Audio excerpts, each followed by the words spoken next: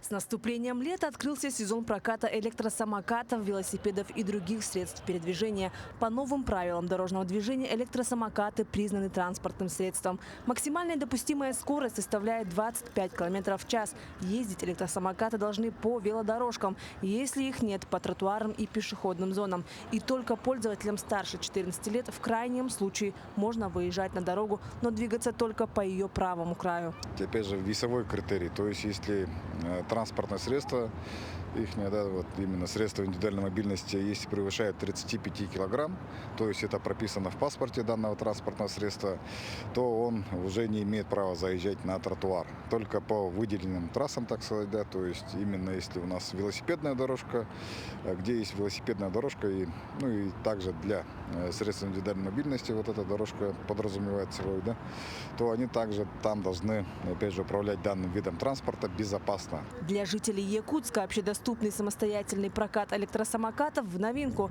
Пользователь и не задумывается о правилах его движения. Я только сегодня первый раз катаюсь, только научился.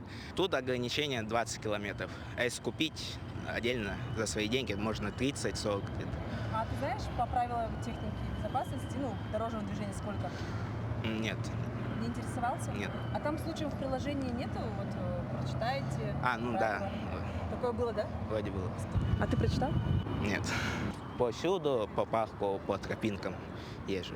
Переходить дорогу с самокатом нужно строго пешим ходом, то есть ведя транспорт за собой. Это касается и велосипедистов. Вот к чему может привести несоблюдение этого правила. Случившееся на видео произошло днем 19 июня. Сотрудники ГИБДД за последний месяц зафиксировали уже 7-й подобный случай с пострадавшим. Также на водителей СИМов распространяется требование быть трезвыми за рулем. За нарушение этого правила штраф от 800 до 1500 рублей.